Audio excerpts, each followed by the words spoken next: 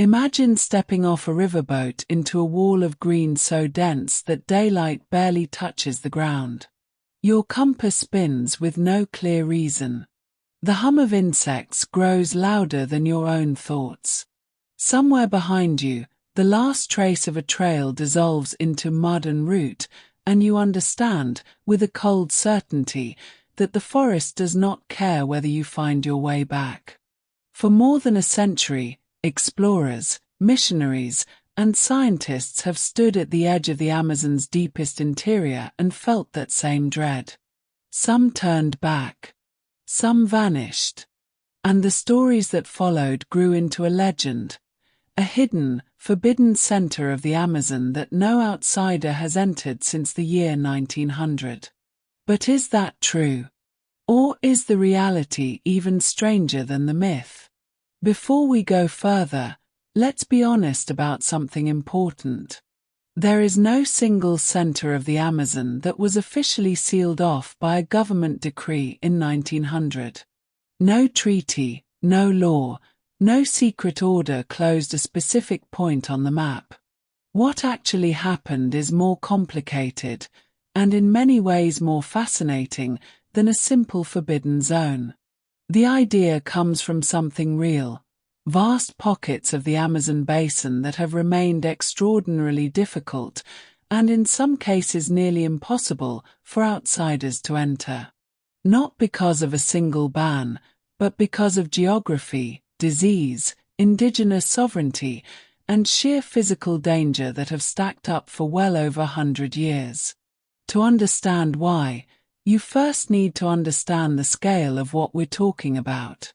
The Amazon basin spans roughly 7 million square kilometers, an area larger than the continental United States west of the Mississippi. It stretches across 9 countries, though the majority sits within Brazil. Within that basin lies the largest tropical rainforest on Earth, home to an estimated 10% of all known species. Even today, with satellites orbiting overhead, scientists say there are regions of the forest canopy so thick that ground-level detail remains genuinely unclear from above. If you were exploring on foot in 1900, using nothing but a compass, a machete, and raw determination, entire sections of this basin were, for all practical purposes, unmapped. So why did so much of the Amazon interior stay unexplored well into the 20th century?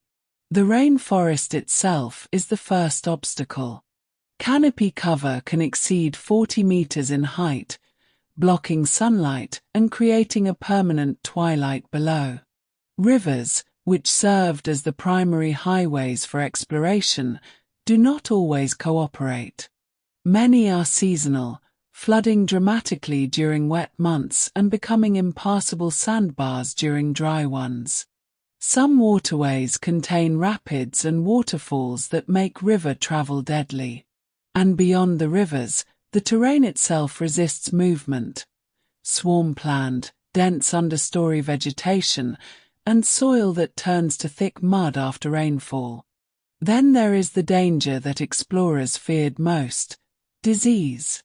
Malaria, yellow fever, and a host of parasitic infections devastated expedition after expedition. Many 19th and early 20th century explorers who ventured into remote Amazonian regions died not from dramatic encounters, but from fevers that outpaced their medical knowledge.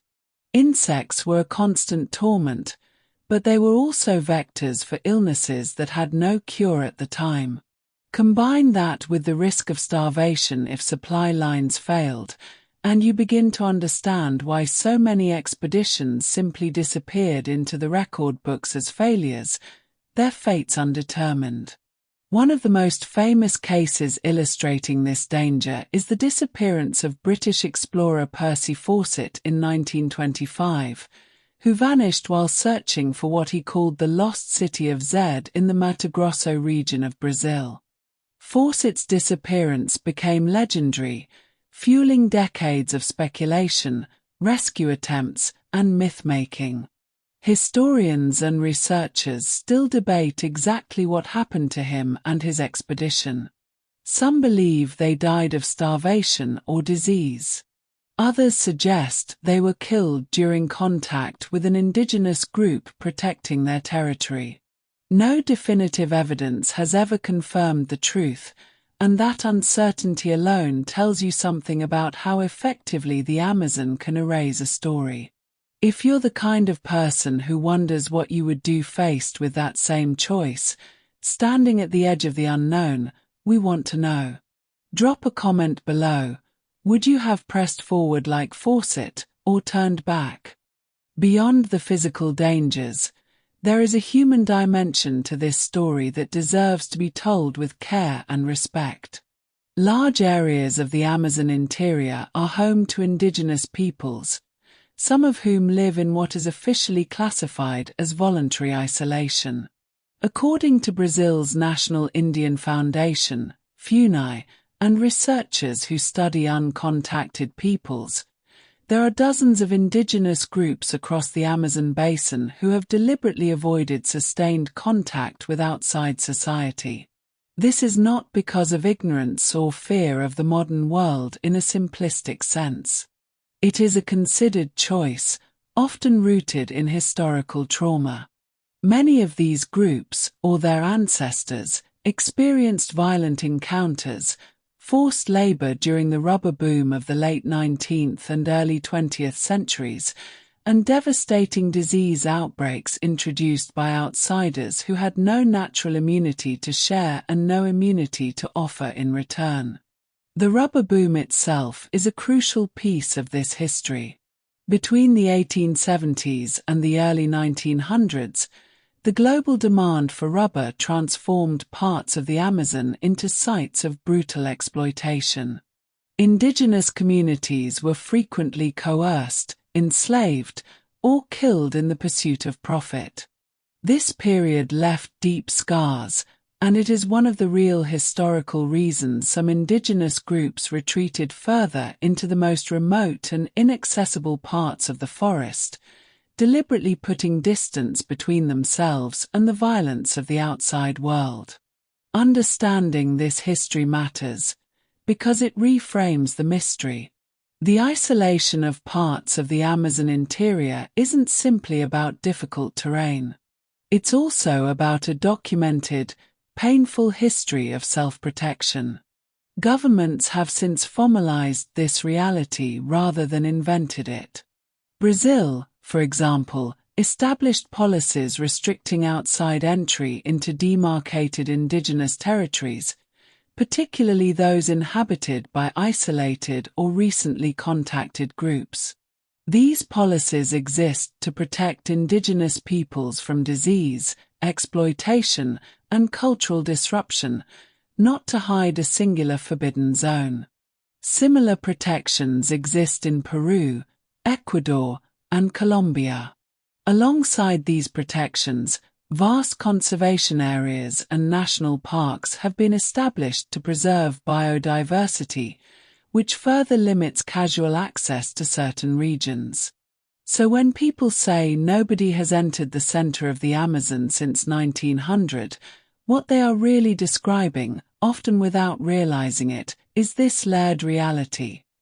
Overlapping indigenous territories where entry is restricted by law and by ethical necessity, protected conservation zones where access is limited for environmental reasons, and simply enormous stretches of terrain that remain logistically brutal to traverse even with modern equipment.